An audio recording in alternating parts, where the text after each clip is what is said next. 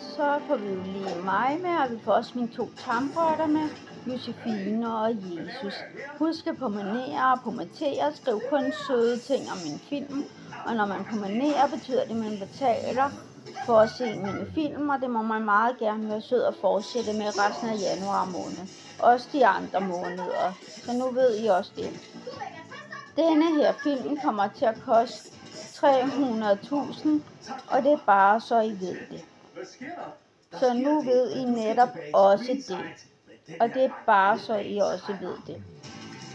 Og så er det også servicerotter, jeg har, og det betyder, at de hjælper mig rigtig meget, når jeg har min angst. Josefine og Jesus. Og hvis man vil anskaffe sig tamrotter, så skal man anskaffe sig 2 tamrotter i Fanserama i Tostrup. Enten 2 hanner eller 2 hunder, eller en han og en hund, hvor hannen bliver kastreret, så den ikke kan lave unger på hunrotten. Og det er bare så I ved det. Så nu ved I også det. Og man skal starte med at håndfodre med det samme. Allerede når man er på vej hjem fra Fanserama, kan man starte med at håndfodre med rosiner. Så når de vender sig til ens duft, så bliver de også hurtigere tamme. De kan lære at gå på line på ræb, og de kan også lære at give fej og kys på munden og lære at gå i sele. Men det er ikke alle tamrotter, der kan lide at gå i sele. Mine 2 tamrotter, Josefine og Jesus, bryder sig ikke om at gå i sele. Derfor går mine tamrotter, Josefine og Jesus, ikke i sele. Derfor har jeg lært dem at sidde i en portkasse eller sidde i deres bold. Og det er bare så I ved det, så nu ved I netop også det. I kan lære rigtig meget om tamrotter. I skal bare huske, når I ser mine film, at I skal betale det, der siger, det koster. Denne her koster 300.000, så skal I betale 300.000 for at se den. Og det er bare så I ved det. Så nu ved I også det. I danske penge. Desværre er der ikke mere, vi kan gøre på. Lad os få tasken tilbage til smykkeforretningen. Ja.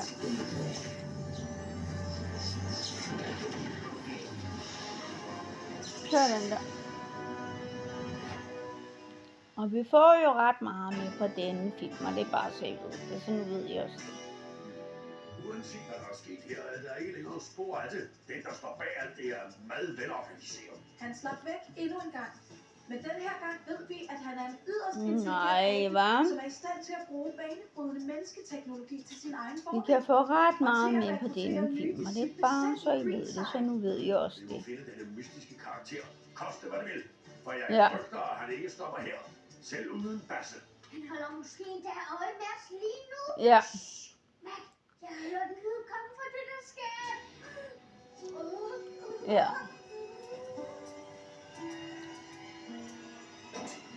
Vi får lidt mere med på denne film, og det er bare så I ved det. Basse, pas på, pas på. Slet sagde min finger lige. Og så gør vi sådan der. Så får vi lige noget mere med på denne film. Med Jesus og Josefine og mig. Og det er bare så I ved det. Så nu ved I netop også det. Det er jo et prægtigt skib. Hvorfor sender du en aldrig ud på havet? Du ved jo godt, hvorfor, gamle dreng. Ja. Hejerne. Ja, hejerne.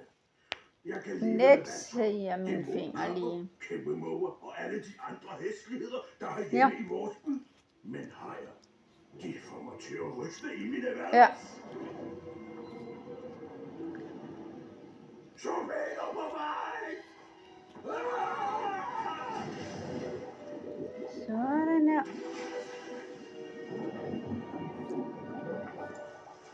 Nej. Det var ikke en torpedo. Nej. En havfrue? Ej, seriøst, morfar. Havfruer er ikke farlige. erklærer mig enig med Goff, John Lennon her. John Lennon var god nok. Havfruer Så får vi jo også lige Josefine og Jesus med, så I lige kan se, hvad søde de er. Josefine og Jesus. Ferskvandshavfruer finder man i søer og floder. De er store, afskyelige, tudede. Men I kan jo lige få lov at se, hvor søde de er, Josefine og Jesus, på denne film. Og det er bare så I ved det. Undskyld. Så nu ved I også det. Der er kun én måde at komme tæt på en havfru på. Forklæd dig som en attraktiv mage og lokke det til dig. Ja. Her har vi den pragtfulde Ja. havmand. Og vi får rigtig meget med på denne film. Og det er bare så I ved det.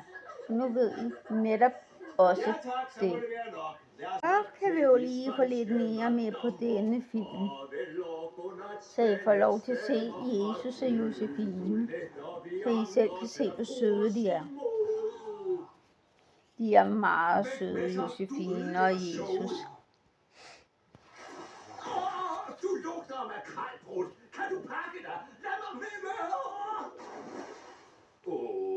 Nå, så du skal være fræk, Hedebær. Afsted ned fra min sten. Okay, Ja. lad mig se. Vi har noget blækspruttekostyme, en form Ja. for hummerfyr. Halløjsa. Den her kan vi godt bruge. Nej, Saksen? vi får lige noget mere med på denne film med Josefine og Jesus, som er meget søde og rare Vi venner. skal bruge en flot havmand Og det er til bare så I projektet, ved ikke? det. nej. Har du børnebørn? Jeg har 3. Det er udmattende. Ja. Hvis man kigger væk i 2 sekunder, så er de straks i fuld gang med at slå sig selv ihjel. Ja, Hvordan fik du overtalt mig til det her? Man skal aldrig prøve på at diskutere med Goff, John Lennon. Jeg føler Ja. mig utryg. Bare rolig. Hvis der bliver ballade, hiver jeg dig bare straks op med trækstrålen. Og Ja. lad os så se nogle knæk sagde mine fingre lige. Kostymet her var alt for stramt. Vift med finnerne. Skæld det op i solen. Tænk som en sindssyg flot fisk. Ja, sådan der, bror. Ja. Vi får lige lidt mere med på denne film. Lang tid er jeg nødt til at gøre det her. Hej, Jesus. Og Josefine er egen højhed. Wow, det er nok den grimmeste havfru, jeg nogensinde har set. Jeg elsker hende. Ja. Så er det trækskråletid nu. Jeg skal lige have et billede.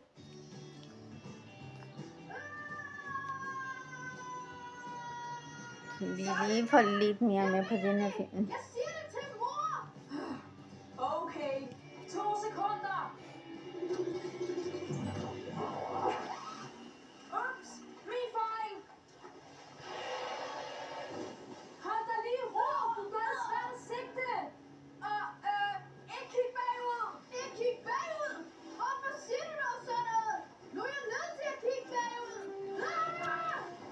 Træk mig ind i det. Hun kommer. Sådan der. Vi vil lige få lidt mere med på denne film. Og det er bare så I ved det også. Så nu ved I netop også det. Og så gør vi sådan der. Styr dig Ja. Det er en stor fisk. Hvis det er en fisk, I har dernede, Så får vi lige noget mere med på denne film luk nu med Josefine og Jesus. Okay, fint. Så I lige kan få lov at se. Skal du være velkommen, søud. Hej! Det var så let. Og i øvrigt, ikke kig bagud. Hvorfor Ja. siger du dog det? Nu er jeg jo tvunget til at kigge. Du er Ernst. Gider du Ja. ikke redde den klovn der? Ja, vel, kaptajn. Der ser du. Det er sådan, man styrer en trækstråle. Det er ikke så svært. Nå. Jeg mangler ord for Ja. det her. Vi får lige noget mere med på denne film. Med både med Jesus, men også med Josefine, som er meget sød. Og den er meget rar. Og venlig. Væk, skudebil! Gør klar til at blive bordet! Så nu ved I også det. Elsker selv! Det er et Ja. look til dig! Bo, han må ikke komme ombord. Hvad laver I? Stop båden, så jeg kan ramme den! Tag på hånden med fra. Bo, du må vende båden, så jeg kan smide havfruen af. Det virker ikke. Nej. Jeg tror, morfar lige har frosset roret. Bo, sluk for motoren!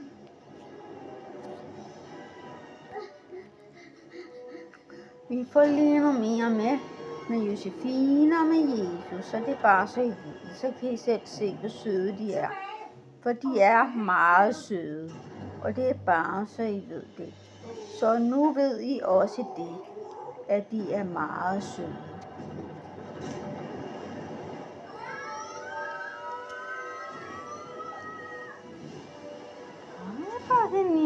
Det er Josefine Pine.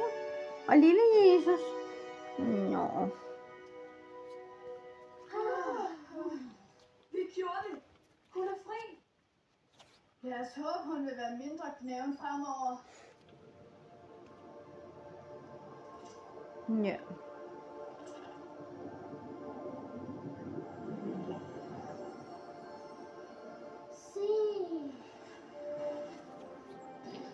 Sådan der.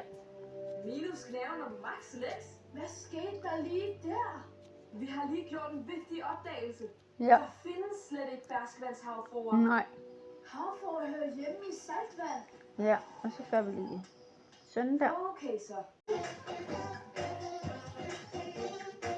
Nå, vi får lige noget mere med på denne film. Med Josefine og Jesus.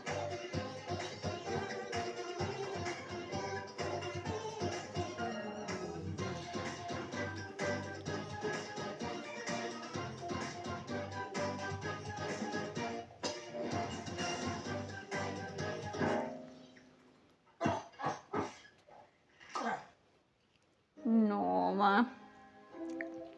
De hygger sig. Takket være min omfattende reparation sidder Snues hoved nu fuldstændig fast. Au! Vi får lidt mere med på den film. Tak, Rainer. Hej Herman. Leger du med dukker?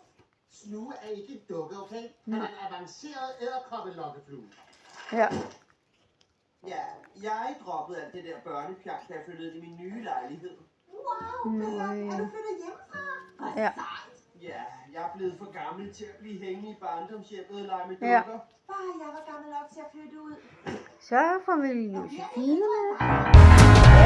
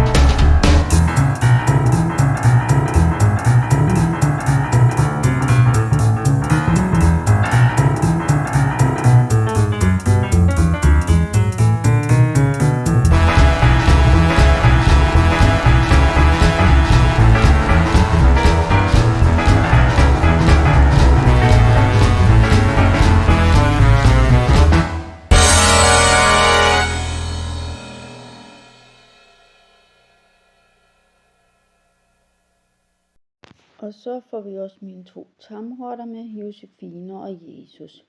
Husk at promenere og promotere, skriv kun søde ting om min film. Og når man promenerer, betyder det, at man betaler for at se mine film, og det må man meget gerne være sød og fortsætte med resten af januar måned, og også nogle af de andre måneder, så nu ved I også det. Denne her film kommer til at koste over 200.000, så nu ved I også det. Og det er det, den koster. Og så er det også servicerotter, jeg har, Josefine og Jesus, og det betyder, at de hjælper mig rigtig meget, når jeg har min angst. Så nu ved I også det. Og hvis man har lyst til at anskaffe sig tamrotter, så skal man anskaffe sig 2 tamrotter i Planterama i Taastrup. Enten 2 hanner eller 2 hunder, eller en han og en hund, hvor hannen bliver kastreret, så den ikke kan lave unger på hunrotten. Og det er bare så I ved det. Og man skal starte med at håndfodre med det samme. Allerede når man er på vej hjem fra Planterama, skal man starte med at håndfodre dem med det samme med rosiner, så de vender sig til ens duft. Og det er bare så I også ved det. Så nu ved I også det. Tamrotter kan lære at gå på line på reb, og de kan lære at give fej, og de kan lære at give kys på munden, og de kan lære at gå i sele, men det er ikke alle tamrotter, der kan lide at gå i sele, og man må ikke svinge dem til det. Mine 2 tamrotter, Josefine og Jesus, de kan ikke lide at gå i sele. Derfor går mine 2 tamrotter, Josefine og Jesus, ikke i sele. Derfor har jeg lært dem at sidde i en portkasse, og ellers at sidde i en bold. Jesus har lært at sidde i vognen, uden at han stikker af, for det gør han ikke. Så nu ved I også det, at Jesus, han er sådan en, der ikke stikker af. Og det er bare så I ved det, så nu ved I det. Hvor Josefine, hun kan godt finde på det. Og det er derfor, at hun er i en bold. Så nu ved I også det. Og det skal I altid huske. Det var ikke længe. Jeg skal bare lige have fundet min fjernbetjening, så jeg kan tænde for fjernsynet.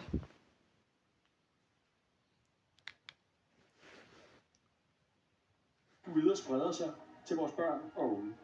Stofferne skal være langt mindre tilgængelige, end de er i dag, og derfor... Og så gør vi sådan der. At jeg får lov til at se en magaikat på nært hold. Et andet dyr, der er utrolig sjovt at se på nært hold, er komodo-varanen. Ja. Det er verdens største øgle, og den spiser hvad som helst. Både planter, dyr Og vi får lige Josefine og Jesus med på den her film. De største komodo-varaner kan veje lige så meget som min far. Ja.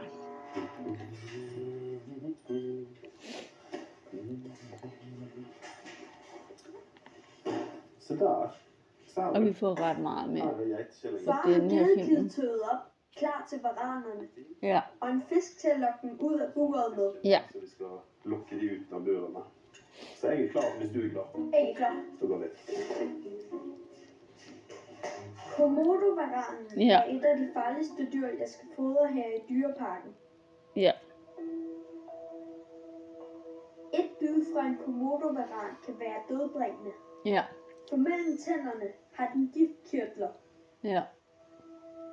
Når den bider, pumper den gift ind i såret, sådan så byttet forbløder og dør. Ja. Så nu er han bare være forsigtig, hvis varanen sætter den. Og vi får lige noget mere med Josefine og Jesus. Og det er bare så I ved det. Det er fint. Før at vi kan gå ind, må vi lokke varanen ind i et bur. Ja. Så nu kan vi gå herind og lægge en fisk til ham. Ja. For at lokke komodo-varanen bruger vi en Så lille får fisk. vi lige lidt mere Ligesom med på en denne lille her forret. film. Med Og vi Jesus og skal være Josefine. fuldstændig sikre på, at lugen ind til komodo-varanen er lukket. Så kan du gå ind. Ja. Skal I gå bur Ja. og tage fisk? Yes. Ingen kommer. Nej, det var strengt. Fortsat ingen kommer. Yes. Sådan ja, samfart. Og så skal vi bare lige have dig ud. Ja. Det er flere gænger. Komodo. Sådan. Så, Ja. nu er der en loft. Og nu kan vi trygt åbne lugen. Ja. Skal du se ham? Hey! Kom så. Ja. Gå! Ja. Ja, nu kommer han. Se på ham med den lange tungen. Ja. En komodovaran kan lugte sit bytte på lang afstand. Ja. Flere kilometer væk. Helt ligesom slanger bruger han Ja. tunge til at lugte med. Og vi får ret meget med på denne her film. Med Jesus og med Josefine pigen. Der var der ikke. Så nu ved I Godt. det. Så kan vi gå ind og gøre hovedretten klar. Gedekid.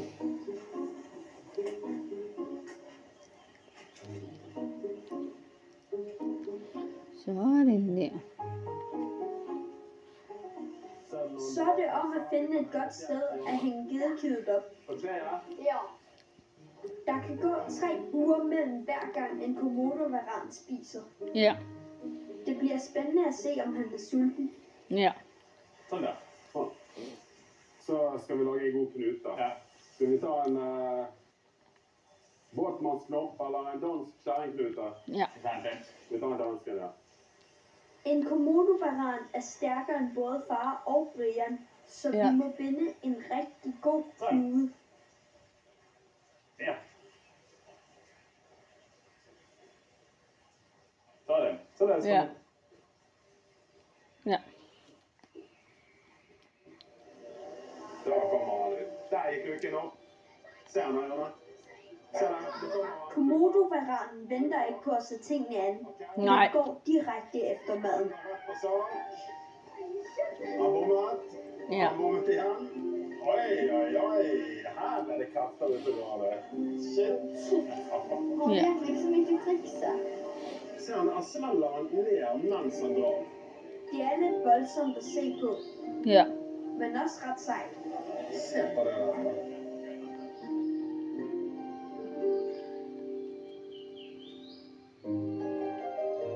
Ja. Det ser på det.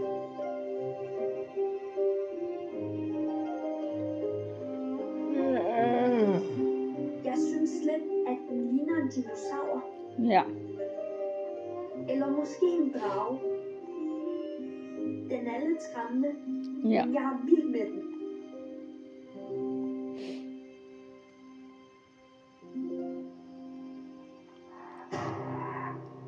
I næste afsnit handler det om aber og flagermus.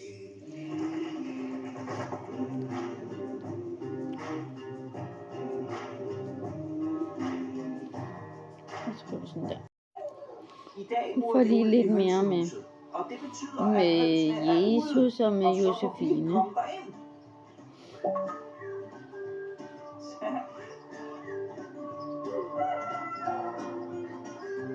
Selina og Isak, vær nu forsigtige med æggene, så de ikke går i stykker. Ja.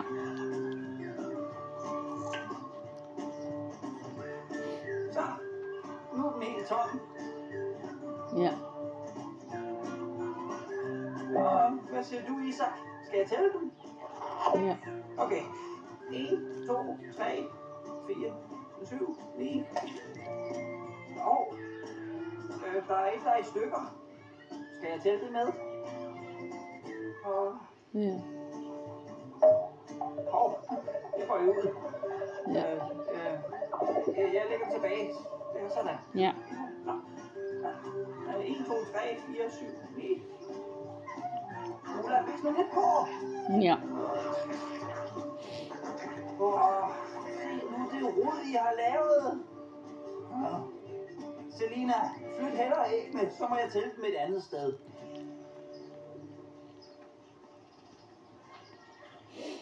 Nå, hvor Jesus. Matte, Og kan du være Josefine. vagthund og passe på dem? Godt.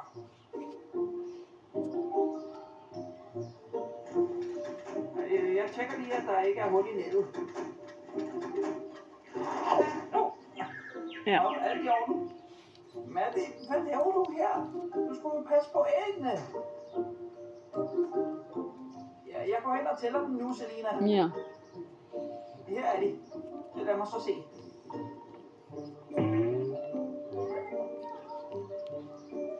Der er helt klistret. Jeg tager dem ud og tæller dem.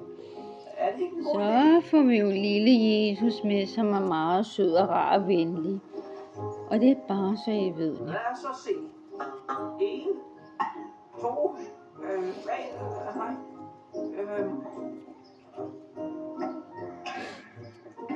Også. Altså, minus 2 plus 2, 3, 4, 5.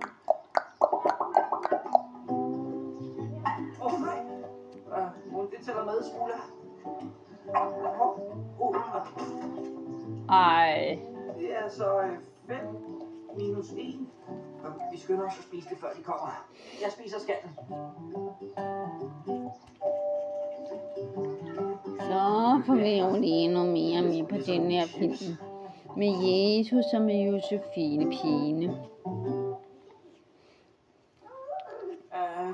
Skal jeg også tælle dem deroppe? Ja.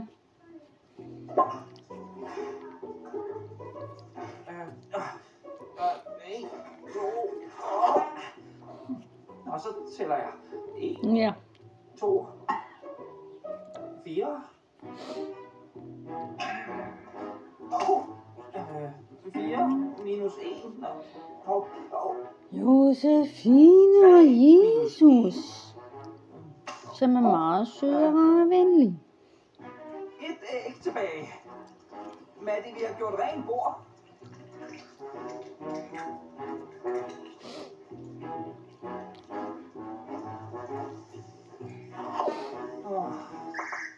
Jeg lugter hønsehus. Ja. Jeg trænger til at blive vasket.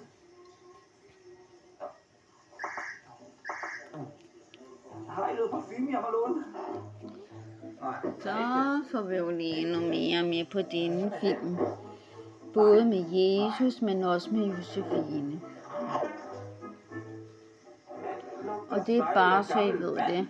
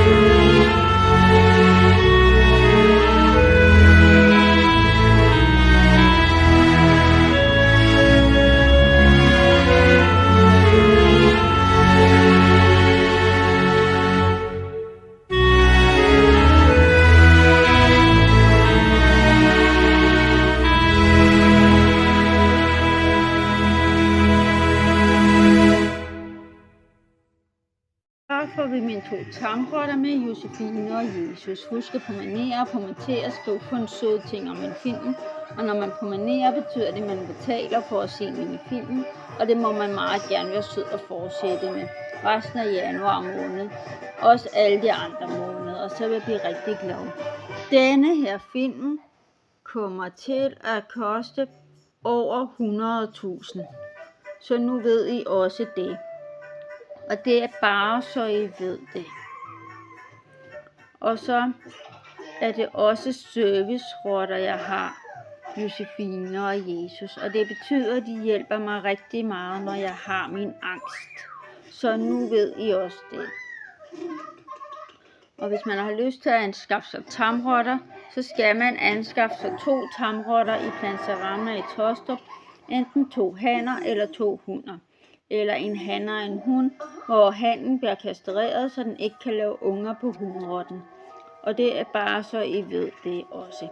Og man skal starte med at håndfodre med rosiner med det samme. Og når man er på vej hjem fra Planterama, kan man starte med at håndfodre med rosiner, så den vender sig til ens duft. Og det er bare så I også ved det. De kan lære at gå på line på ræb, og de kan lære at give fej, og de kan lære at give kys på munden, og de kan lære at gå i sele, men det er ikke alle tamrotter, der kan lide at gå i sele. Mine 2 tamrotter, Josefine og Jesus, kan ikke lide at gå i sele. Derfor går mine 2 tamrotter, Josefine og Jesus, ikke i sele. Derfor har jeg lært dem at sidde på mine skuldre, når jeg er ude at gå, eller være i deres transportkasse, eller være i deres bold. Og Jesus har lært at sidde i vognen. Altså min han-tamrotte. Så nu ved I også det. Og det er noget, jeg har lært ham med rosiner. Så nu ved I også det.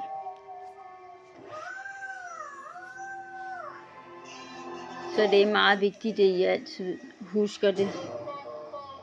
Og I skal huske, at denne film koster 100.000 kroner at se på YouTube. Og det er bare så I ved det. Min film er ikke gratis at se på YouTube. Og det er bare så I ved det. Så nu ved I også det.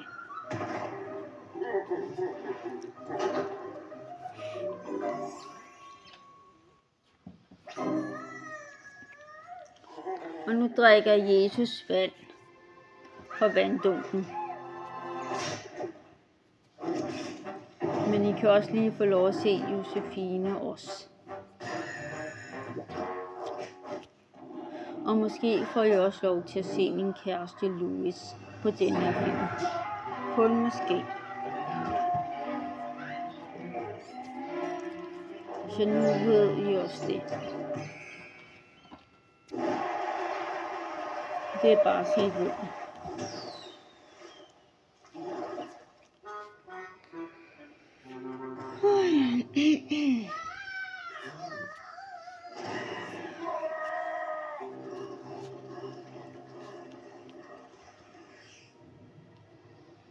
Og nu får I lige lov at se min kæreste Louis. Han sover. Og jeg får lov til at se Jesus og Josefine. Og denne film.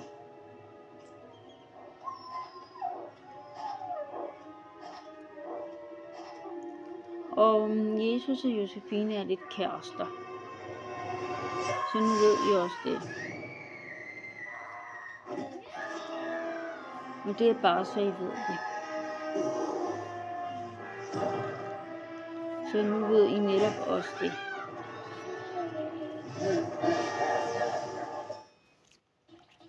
Og det synes jeg bare lige, I skulle vide. At de var lidt kærester.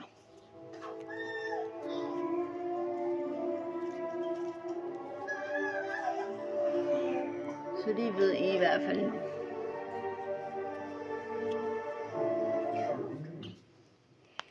Ja. Og det betyder, at Jesus og Josefine kysser lidt hinanden. Og det er bare så I ved det.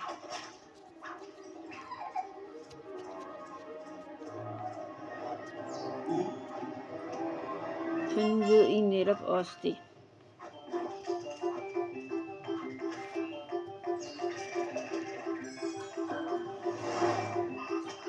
Ja.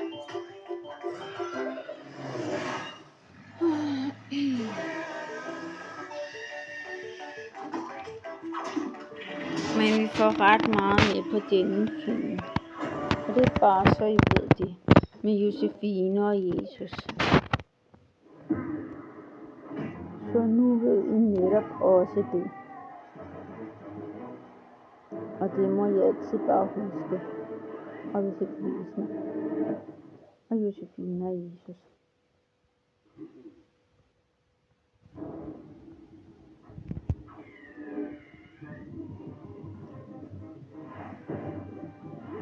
Men man kan jo få ret meget nu. Og det får man også på den her film.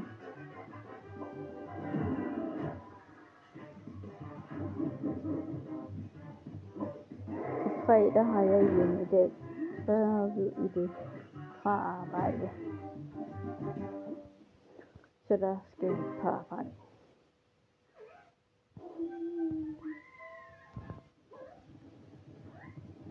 Men I får i hvert fald lov til at se Josefine og Jesus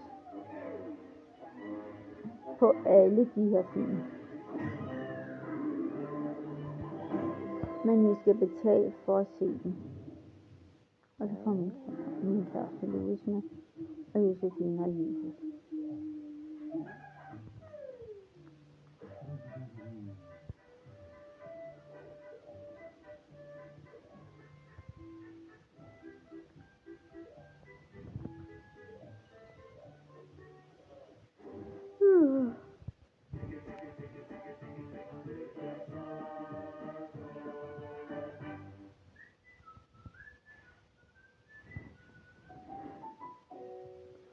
Nå, vi får ret meget med på denne film.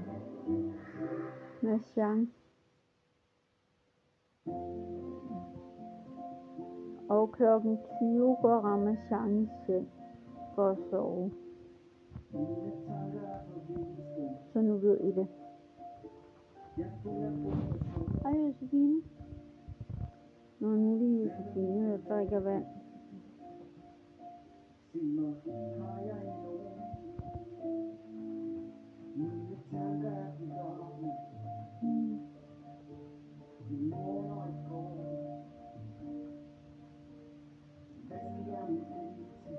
Vi får ret meget med på denne film.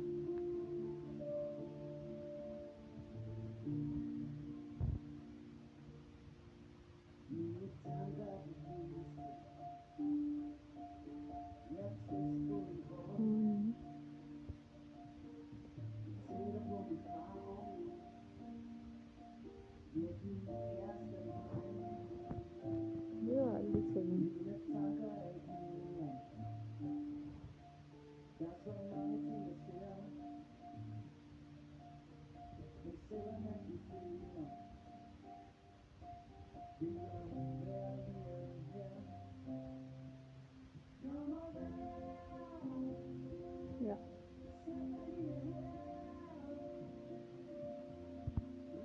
Og så får vi løsene. Og så Josefine og Jesus.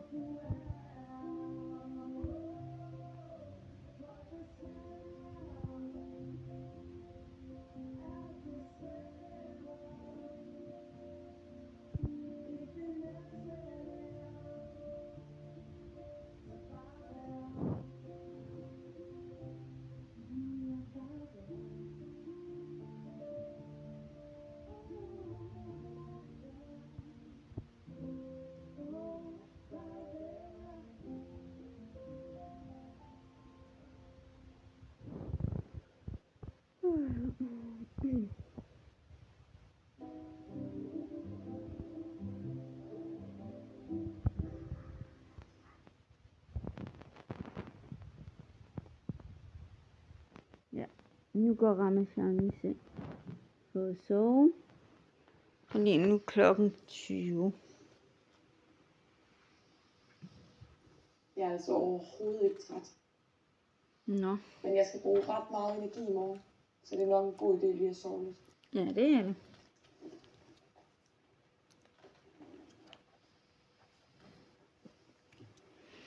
Nå. Skal vi lige finde min fjernbetjening? Kan du sove godt? Ja, det skal jeg nok.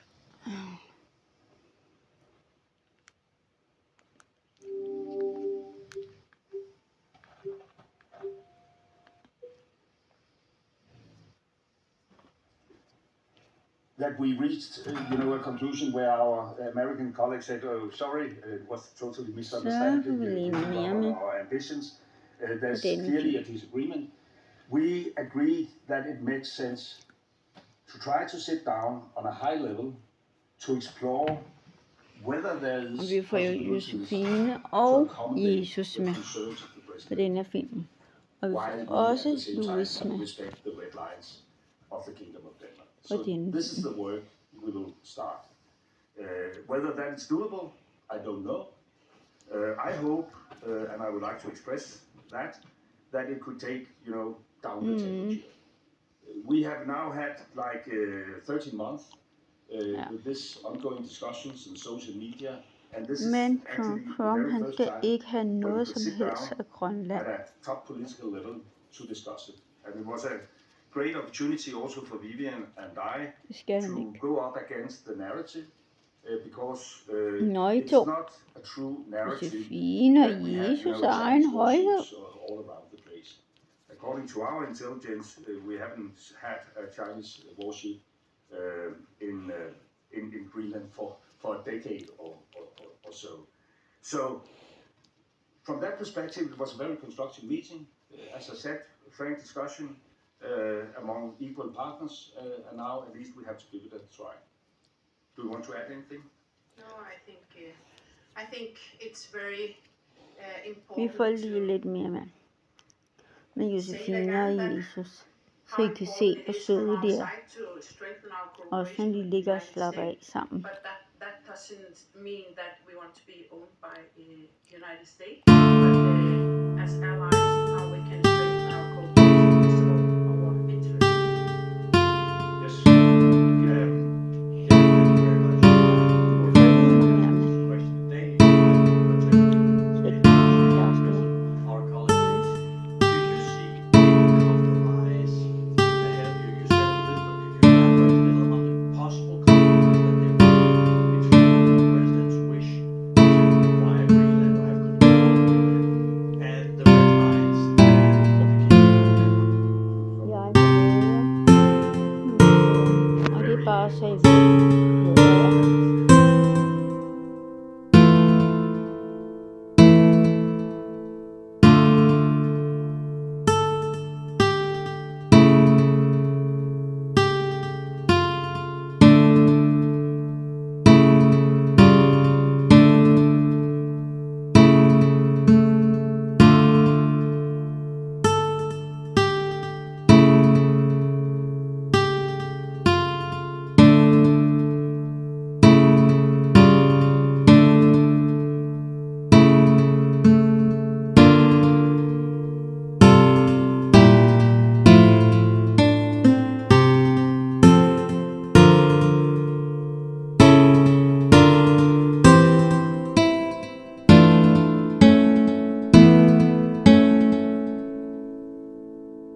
Det er jo lige mine 2 tamrotter med Josefine og Jesus.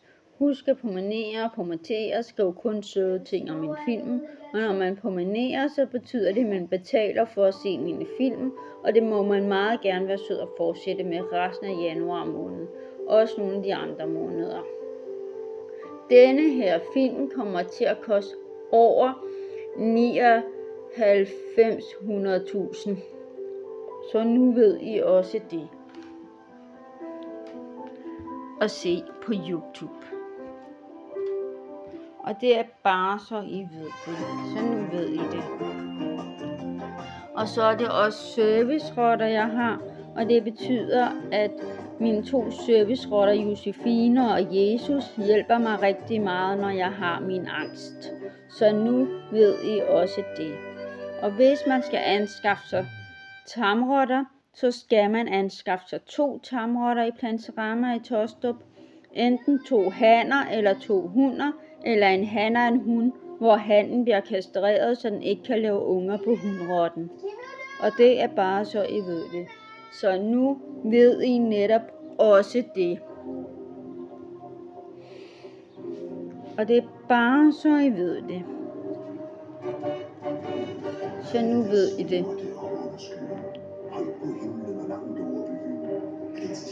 Og så må I meget gerne følge med i mine film, men I skal betale de penge, som filmen koster at se. Og det er bare så I ved det. Så nu ved I også det. Og så kan de også, man skal starte med at håndfodre dem, redder på vej hjem fra Planterama, kan man starte med at håndfodre dem med rosiner, så de vender sig til ens duft. Og det er bare så I ved det også. Og så kan de lære at gå på line på ræb, og de kan lære at give fej, og de kan lære at give kys på munden, og de kan lære at gå i sele. Men det er ikke alle tamrotter, der kan lide at gå i sele. Mine 2 tamrotter, Josefine og Jesus, bryder sig ikke om at gå i sele. Derfor går mine 2 tamrotter, Josefine og Jesus, ikke i sele. Men jeg har lært dem at sidde på mine skuldre, når jeg er ude at gå, eller sidde i deres transportkasse, eller sidde i deres bold. Og den ene har lært at sidde i vognen. Og det er hannen, der har lært at sidde i vognen. Det er Jesus. Så nu ved I også det. Og det er bare så I ved det. Så det må I endelig huske.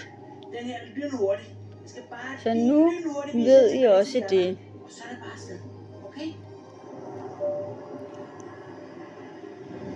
Og det er bare så I ved det. Min kæreste Louis har først fri fra sit arbejde i Føtex kl. 14:30. Så nu ved I også det. Så nu ved I netop også det. Og så kan vi også lige se. Nå. Klokken er kun 12:37. Så det er først, når den er 14:30, at min kæreste Louis får fri fra arbejde. Og så når han er nok først i Ishøj klokken 15, eller 16 eller 17. Så nu ved I det. Og han lige skal nå bussen og det hele. Har du helt på der? Og det er bare så I ved det. Jeg kan forstå, at du er blevet så god. Nå, jeg vil få det først, så det er mig, der skal være. Jo, fordi der kom sådan en grøn en. Hold du op. Så har jeg det igen. Ja. Vi får ret meget med på den her film med Josefine og med Jesus. Og det er bare så I ved det.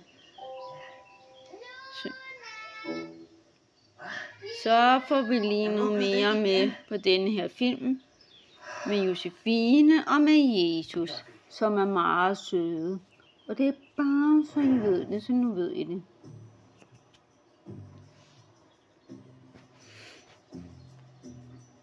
Knæk, sagde min skulder lige. Og knæk, sagde min finger. Og knæk, sagde min tommelfinger. Ej, det var nemt. Du er simpelthen så dårlig til skjul, Luna. Det var ham der. Det var ham den grønne. Hold nu op. Nå, du skal tælle næste omgang. Hvad er der nu? Altså. Hvad er der nu med ham? Men det passer. Hold nu op. Maria, har du godt at fortælle? Ja. Nadia kommer i stedet for kl. 3:30 og laver mad sammen med mig. Og vi skal hygge os. Det er dejligt. Ja. Så kommer Nadia i dag. Det er jo det. Og så smutter hun kl. 17:30. Fordi Ja. den der Helle kommer. Og Ja. spiser med os. Ja. Men jeg tror også, at Nadia spiser mere, så det burde hun gøre. Ja. Hun gør. Men det ved jeg ikke, om hun kan nå. Nej. Men ja. Men hun kommer, ja. Ej, hvor dejligt. Ja. Det er dejligt at høre. Du skal også fortælle det her til Helle med, hvad vi snakkede om i går. Ja. Det med, at hvis der bliver noget tilbage, man ønsker, hvis man har noget tilbage efter. Eller til weekenden. Nemlig. Men jeg har jo til i morgen af min laks. Vil du ikke fredag? Ja, men fredag, ja. Men hvor er det, I kender Helle fra? Jo, fordi hun arbejder her. Hun er nogle gange vikar her i huset, hvis der er nogen, der er syge. Ja, Anja fortalte mig i hvert fald, at hun kender huset. Ja, det gør hun. Hvornår var det, hun startede? Hvilket årstal var Helle? Jeg kan ikke huske, hvad årstal. Ja, vi har bare nogle delsvikker ud, i hvert fald en Helle der. Ja. Det kan være en Helle P eller Helle O. Eller Helle H. Ja, eller Helle H, ja. Ja, der er mange Helle'er. Ja. Den, der er den, der tæller. Lige nu er det Katrine, der er. Det er min kusine, og det er på ferie hos mig hele ugen. Så får vi lige noget mere med.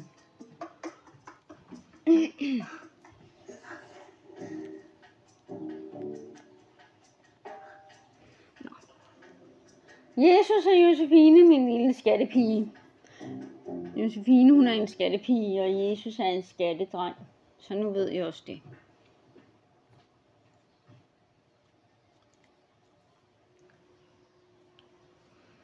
Så det gælder altså om, en, der skal gemme sig, og en, der skal finde. Ja. Altså, hvad for en planet har du boet på hele dit liv? Bilka. Hvad? Jeg kommer fra planeten Bilka. Bilka er selvfølgelig ret stort. Ja. Men en planet lige fra. Ja. Jeg har faktisk også boet hos en, der hedder Magnus. Og ved du hvad, der legede vi nogle gange en leg, lidt ligesom det der skjul, hvor man skulle gemme sig. Vi kaldte den bare gemmeleg. Det er det samme. Ja, det. Ej, det kunne du have bare sagt med det samme. Ja. Jeg er faktisk ret god til det der gemmeleg. Ja. Fedt. Kan du så gemme dig? Vi lægger til. Så får vi også lige Josefine og Jesus med. Ved du hvad, det kan jeg sagtens. Og vi får ret meget med på denne film.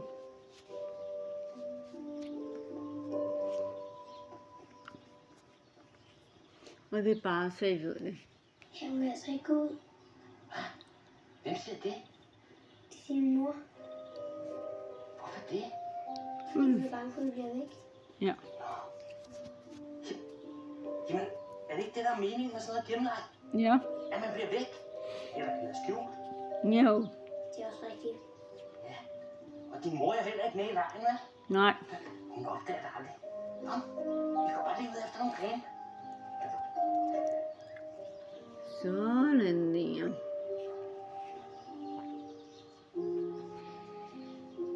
Vi lige kan få noget mere med på denne film.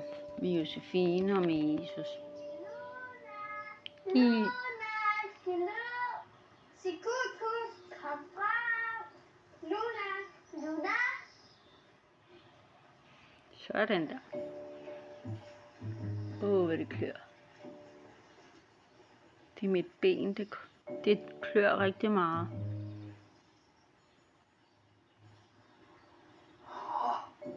Så, det finder han aldrig. Du ligner fuldstændig grantræ.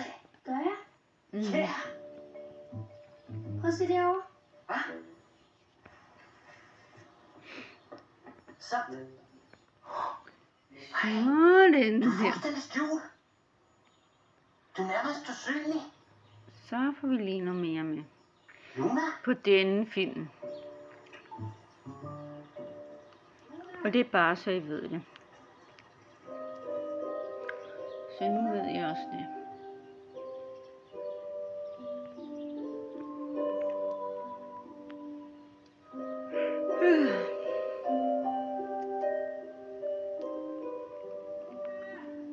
Vi får ret meget mere på den her video. Og det er bare så I ved det. Så nu ved I netop også det.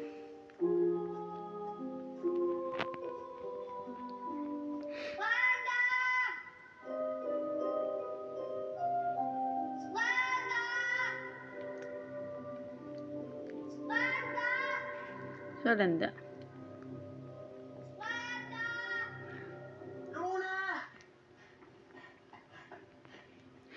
Vi får ret meget med på denne film, og det er bare så I ved det, så nu ved I netop også det.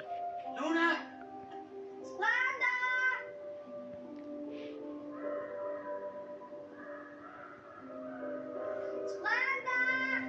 Sådan der. Knæk, sagde vi nak lige.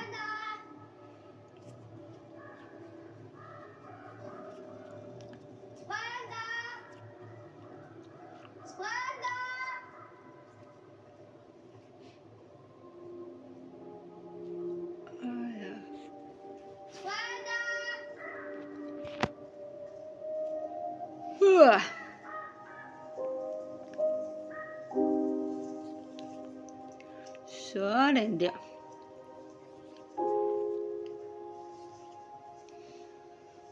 Vi vil lige få lidt mere med på denne film. Med Josefine og med Jesus. Og det er bare så I ved det.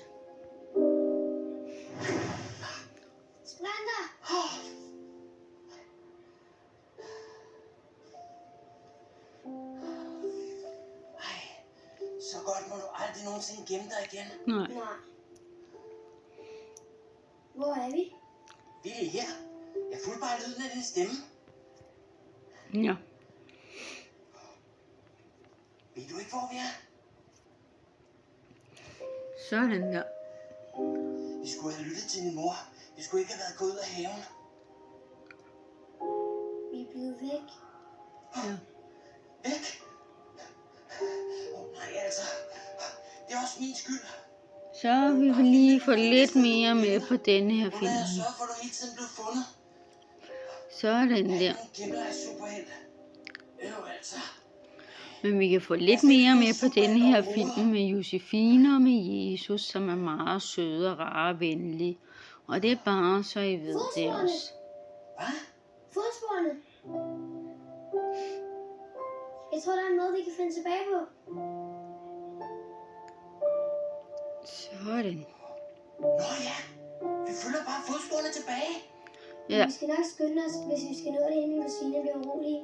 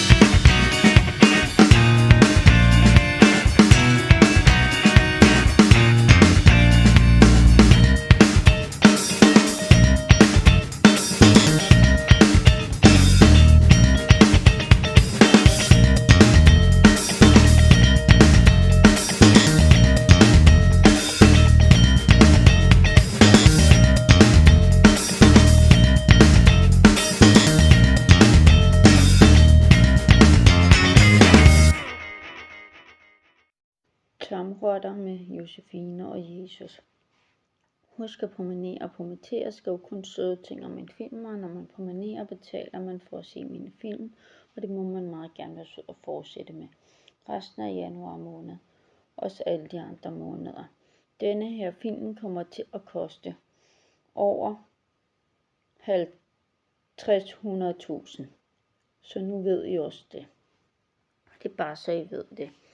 Og så er det også servicerotter, jeg har. Og det betyder, at min servicerotter Josefine og Jesus hjælper mig rigtig meget, når jeg har min angst. Og det er bare så I ved det.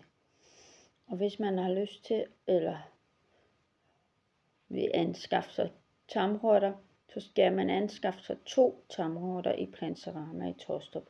Enten 2 hanner eller 2 hunder, eller en han og en hund, hvor hannen bliver kastreret, så den ikke kan lave unger på hunrotten. Og det er bare så I ved det. Og man skal starte med at håndfodre med det samme. Allerede når man er på vej hjem fra Planterama, kan man starte med at håndfodre med rosiner, så de vender sig til ens duft. Og det er bare så I ved det. Så nu ved I også det. Så det skal starte med det samme. Og så kan de lære at gå på line på reb, og de kan lære at give fej, og de kan lære at give kys på munden, og de kan lære at gå i sele. Men I skal også huske på, at det er ikke alle tamrotter, der kan lide at gå i sele. Mine 2 tamrotter, Josefine og Jesus, kan ikke lide at gå i sele, så derfor går mine 2 tamrotter, Josefine og Jesus, ikke i sele, men jeg har lært dem at sidde på mine skulder, eller sidde i deres transportkasse, eller sidde i deres bold. Så nu ved I også det. Og I kan nok se, at Jesus er godt opdraget. Han bliver siddende i hans vogn. Han hopper ikke ud. Hvor at Josefine, hun er inde i sin bold. Fordi hun godt kan finde på at lave ballade. Derfor. Så nu ved I det.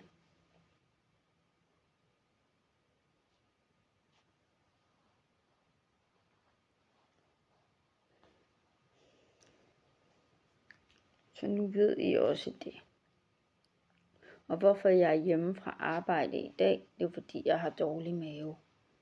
Jeg skider tyndt, og det er ikke så godt. Når man gør det, så er det ikke så smart at tage afsted på arbejde, fordi så kan man smitte de andre, og det vil jeg helst ikke. Derfor. Jeg opdagede det meget sent i går aftes, at jeg havde dårlig mave. Og det er ikke godt, hvis jeg smitter nogen fra arbejdet. Og det var derfor, jeg valgte at blive hjemme fra arbejdet. Men jeg har givet besked til mit arbejde, så de ved det godt.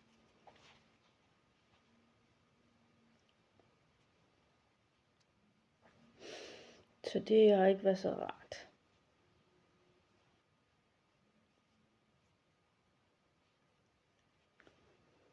Så nu ved I det også.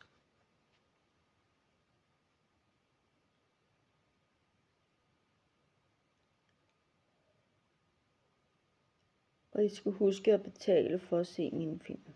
Det er vigtigt. Den her koster nok 100.000. Så det skal I så betale for at se den.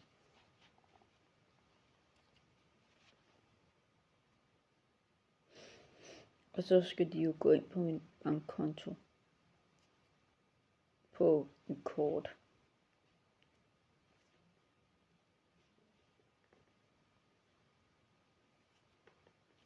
Pengene.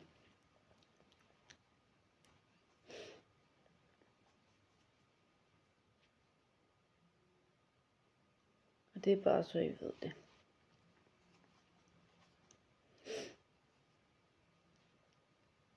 Så nu ved I også det.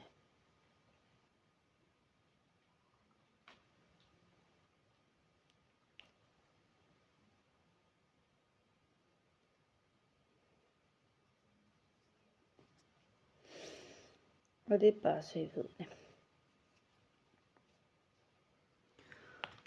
Ja. Så nu ved I det. Og så skal jeg finde min fjernbetjening til mit fjernsyn. For jeg skal snart have tændt for fjernsynet.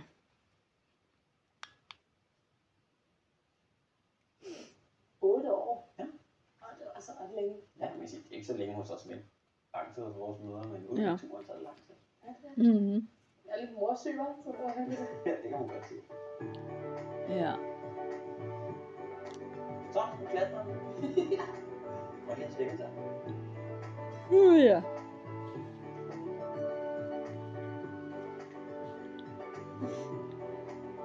hvor er den sød, den lille orangutan. Unge.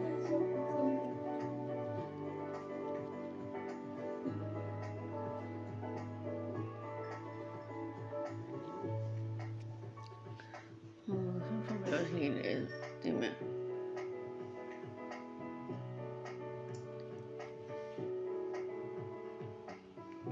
Desværre har vi ikke sådan nogen i København. Så Næste orangutanglej. Åh ja, okay. Orangutan er helt vildt god til at klatre. ja, Så stærk. ja, Og helt vildt klog. ja, Ja, så køber den også skal bruge ting som redskaber. Det er ligesom det der med... Med hammeren og med timit på røde Ja, Ja. så finde mad. Det er meget klogt. Mm. Og så bliver den 8 år, og sin mor med den lille. Det er lidt morsig. Det er det. ja. Jeg ved godt, hvad på en orangutan jeg skal være. Jeg må også være. Skop.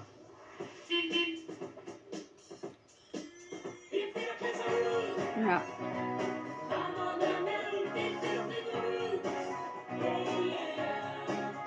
Ja. Ja.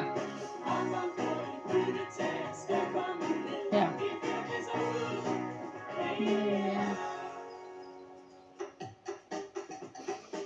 Det er nemlig pisseirriterende, at man har dårlig mave. Fordi så må man blive hjemme fra arbejde. Så man ikke smitter nogen.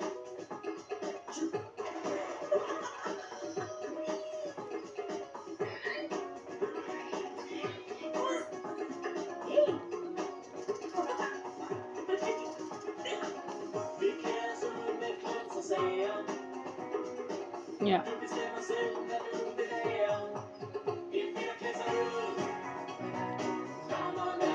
Ja. Ja.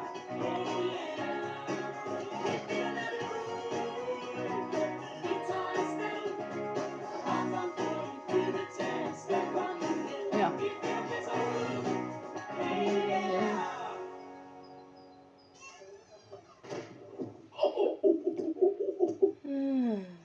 Må jeg se?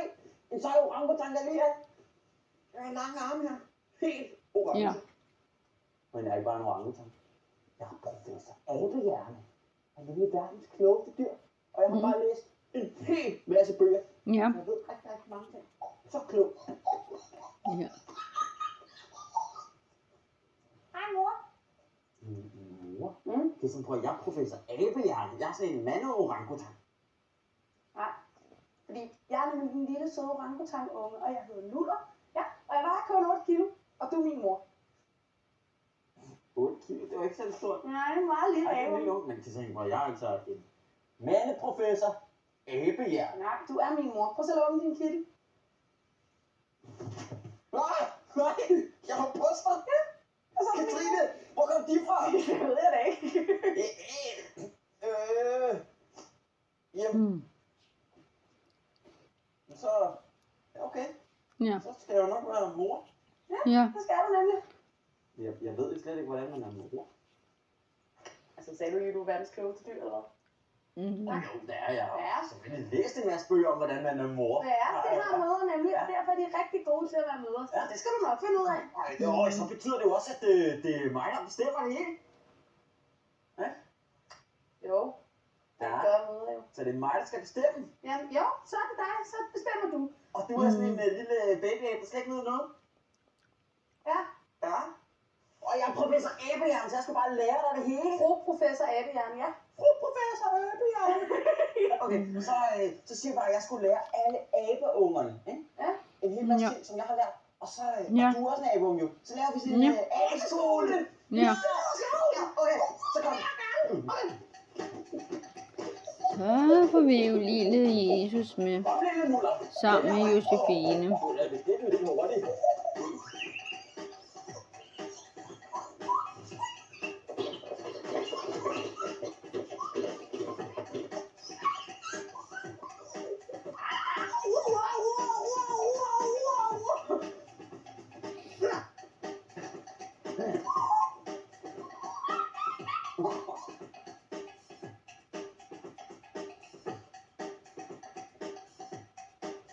Ja. Mor, jeg kan ikke nå. Det skal jeg hjælpe dig, Nuller. Lille bøkke Nuller. Jeg er en lille hånd.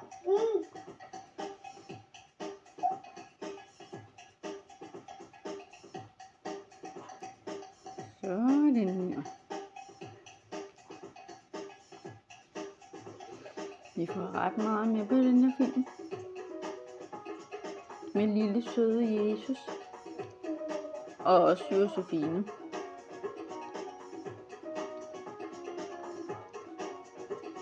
Abe skole.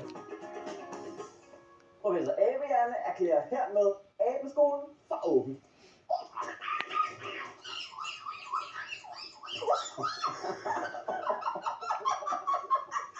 Nu er det okay. Ja. Prøv at høre, man skal det er ikke, så vildt er det ikke at gå i skole. Nej. Nu du skal huske at tage godt imod dine klassekammerater. I skal jo være gode venner. Ikke? Så her der har vi Lars Poulsen, så ligger Miss Bianca herovre, og herovre der hænger de enige tvillinger Michael og Ib. Ja, så er der lige Helge Jesper, der hænger herovre. Nej, Jesper! Det er da en mega fed abeskole, der er top med træerne. Ja, det er sej, den er der nogle seje folk, der har lavet. Ja, det er der. Klokken ringer, så er det tid til abeskole! Yay! Jeg er klar! Ja. Så, alle sammen, nu skal I være klar. Ja, Nuller, du skal lige have den her, så du kan tage noter. Det er jo vigtigt, at man skriver alt det ned, man lærer, så man kan huske det meget bedre. Ja. Det, der handler om i den her time, det er lånetyper. Og det er jo vigtigt i livet, og man har styr på sine lånetyper. Så er spørgsmålet, skal man vælge et F1-lån eller et F2-lån, eller om man skulle gå helt til det ekstreme og tage et overpladsforrentet fastrentelån. Fordi det er sådan, at når man skal have et F1-lån, så skal man overveje, om det skal være til højre eller til venstre. Nuller! Du sover da vel ikke i den vigtige undervisning? Ja. Ved du hvad, Anders, det er altså fordi, nu hun synes, at det der æblesnak med fastforrentet fasterlån, det var altså helt vildt kedeligt. Det er altså vigtigt, at man lærer noget, når man går i skole. Prøv at høre, jeg tror altså også, det er ret vigtigt, at man får noget mad, når man har orangutan, fordi nu hun var i hvert fald ved at være sulten. Er der ikke snart spisekvarter? Altså, der er jo spisefrikvarter, når timen den er færdig. Så er det spisefrikvarter. Så skal vi ind og spise, og når vi har spist, så skal vi ind og lære noget igen. Og det næste, skal handle om, det er resten af lånetyperne jo. Nå, det er kedeligt. Kan man ikke lære noget sjov i abeskolen? Det skal jo ligesom være sjovt at gå i skole, når det er en abeskole, ikke? Ja. Prøv at høre. I skolen, der er også en fag, der hedder hjemkundskab, hvor man skal lave mad, og så skal man spise mad. Jeg synes, at vi skal foreslå, at det er spisefrikvarter nu, og så vi måske skal ud og have noget at spise. Og at vi så laver sådan et hjemkundskabskøkken, hvor vi lærer at lave abemad, for det er jo vigtigt, at abeunger også ved, når de skal klare sig selv, når de Ja, det synes jeg er en rigtig, rigtig god idé. Prøv at høre, så henter jeg lige nogle bananer, der ligger over i dyt. Det kan jeg i hvert fald godt lide. Hey. Prøv at høre, det går slet ikke. Man kan ikke bare hente bananer i dytte, når man er abeunge eller orangutan. Man skal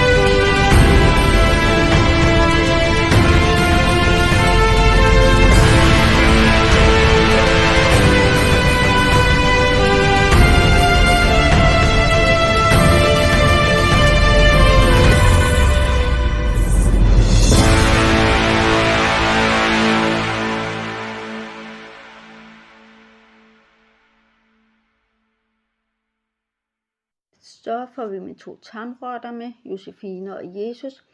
Husk at like alle mine film ud på YouTube. Også promotere på dem, men også promenere på dem.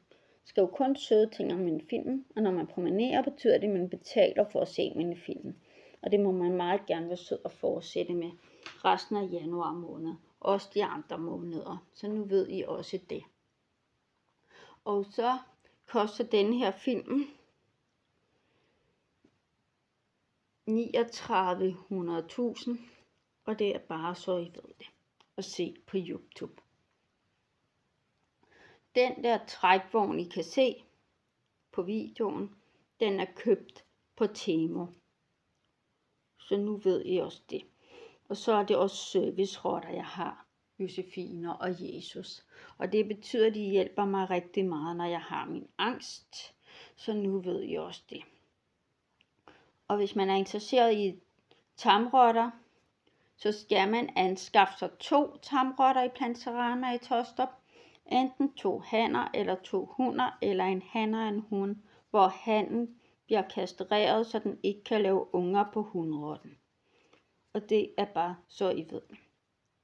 De kan lære at gå på line på reb, og de kan lære at give fej, og de kan lære at give kys på munden, og de kan lære at gå i sele, men det er ikke alle tamrotter, der kan lide at gå i sele, og man må ikke svinge dem til det. Mine 2 tamrotter, Josefine og Jesus, bryder sig ikke om at gå i sele, derfor går de ikke i sele. Derfor har jeg lært dem at sidde på min skulder, eller sidde i en portkasse, eller sidde i sådan en bold. Og det er bare så I ved det. Og man skal starte træningen med det samme. Når man er på vej hjem fra Planterama, kan man starte træningen med det samme med rosiner. Håndfodre dem med rosiner. Så de vender sig til ens duft. Og det er bare så I ved det. Så nu ved I det. Og hvis I ikke ved det, så er der nogle unge drenge, der har lavet ballade tidligt i morges klokken 4. De har smidt kanonslag i containeren, i papcontaineren her i gadekæret i Drejerpladsen.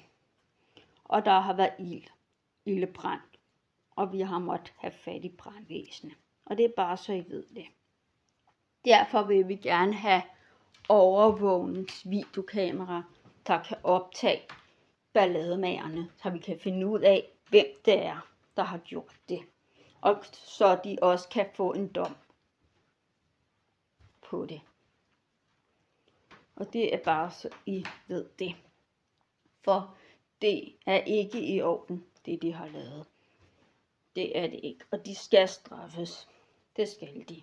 Enten deres forældre skal straffes ved, at de skal betale for en ny container, eller de skal sende deres børn på opdragelseshjem, hvor de kan blive opdraget ordentligt, og ikke få lov at se deres venner.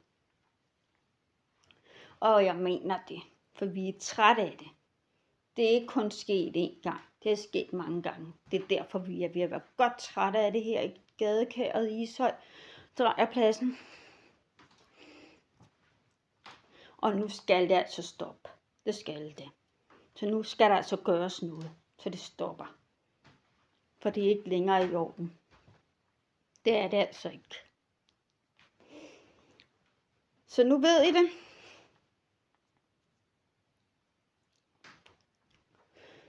Og jeg synes, de forældre, der er forældre til dem, som har lavet balladen, de skal give deres unge drenge stuearrest og sige, at de må ikke se deres venner. Og prøver de at komme ud af vinduet, skal der tremmer på vinduerne, så de ikke kan komme ud, før at deres stuearrest er overstået. Og jeg kan fortælle, hvis det var mine børn, der havde gjort det, så havde de fået sådan en skideball, og de var blevet sendt på værelset, og de havde ikke fået lov at se deres venner i 10 dage.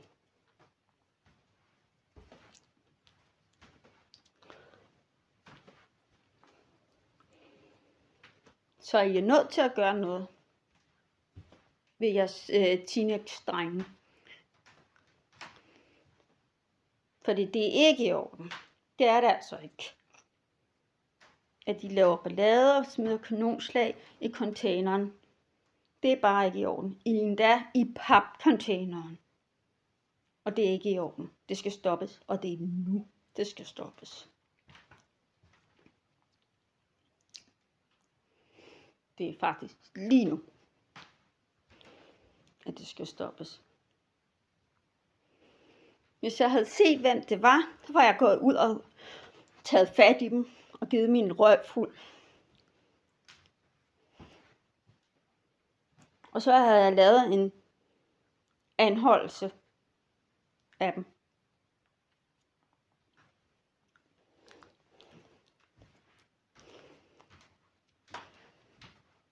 Det havde jeg.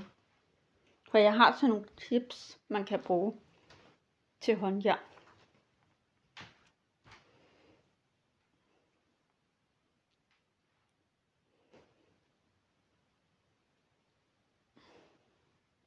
Og så kunne de få lov at ligge og vente på politiet.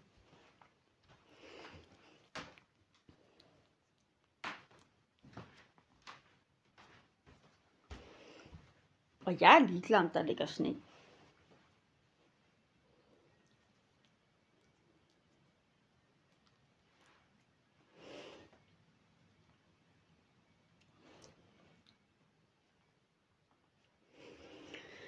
Fordi de ballademænd, de skal bare stoppe med at smide kanonslag i containeren, i papcontaineren.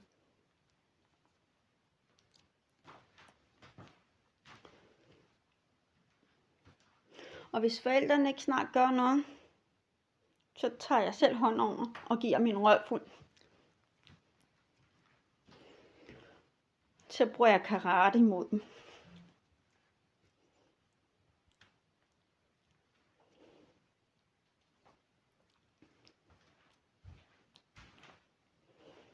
Fordi vi er trætte af det her i gadekæret.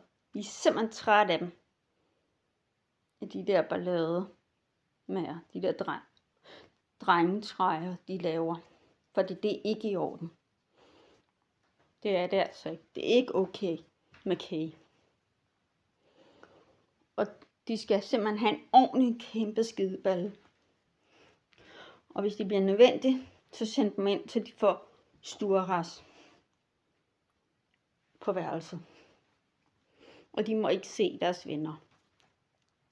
Og jeg er ligeglad, hvor gamle de er, om de er 17 år eller 14 år. Fordi de skal have vide, når de gør noget forkert, som ikke er i orden. Og det er op til forældrene at gøre det. Og gøre det på en hård måde og en ordentlig måde. Så de forstår, at de har lavet noget, de ikke må.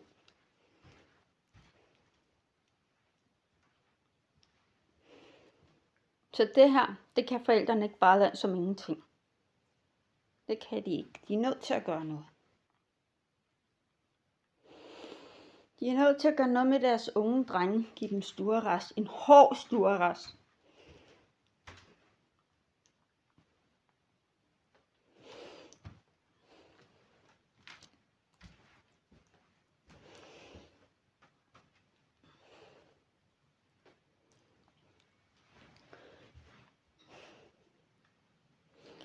Så hvis det var mine børn, så havde de fået stuerras. Det havde de.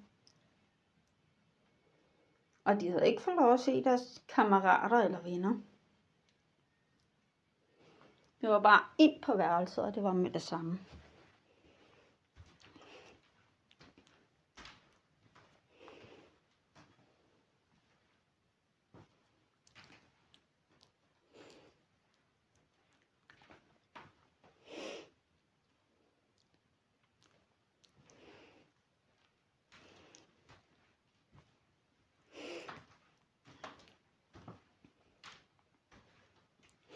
Og det er også derfor, vi gerne vil have overvågningskamera over det hele gadekæret.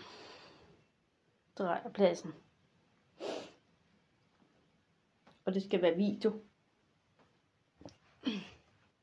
Overvågning.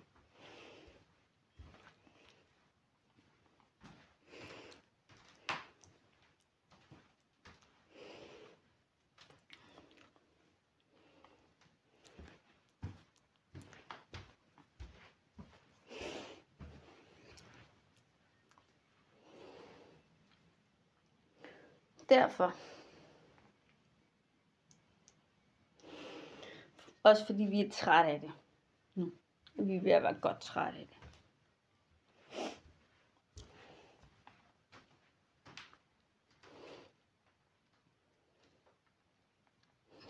Så det synes jeg bare lige skal vide. Så jeg vil sige, forældre til de der unge drenge, der laver ballade, så send dem ind på deres værelse. Og lad dem ikke se deres venner. Hvis det ikke er nok med at give dem stuerrest i 10 dage, så forlænge det.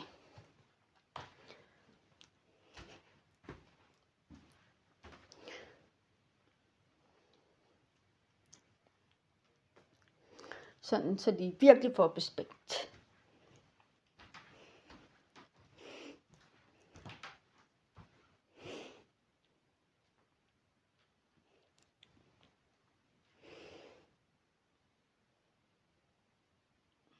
Fordi det er så irriterende nemlig. Og det skal altså stoppe nu. Det skal det.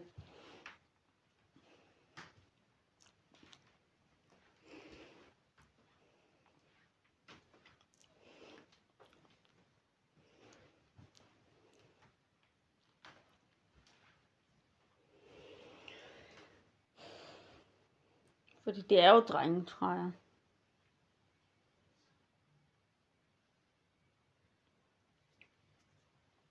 Det er det. Men det er så irriterende nemlig, at de laver så meget ballade.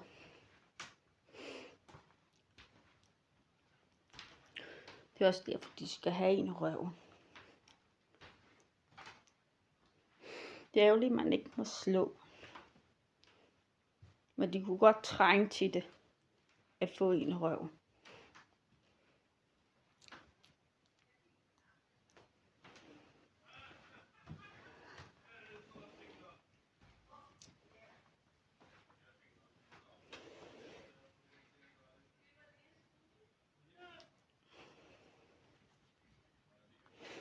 Nu ved I det.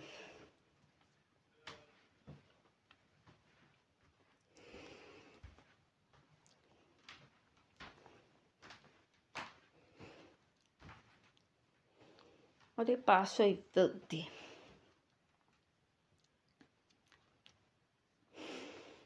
Men I kan se mine søde, rare 2 tamrotter, Josefine og Jesus. Og det er sådan, at jeg lider ret meget angst. Og jeg fik min angstanfald, så jeg måtte sidde med min servicerotte, Jesus. Så han måtte sidde hos mig op på mine skuldre. Og jeg synes ikke, at det er i orden, at der er sådan nogle møg unge drenge, der laver det.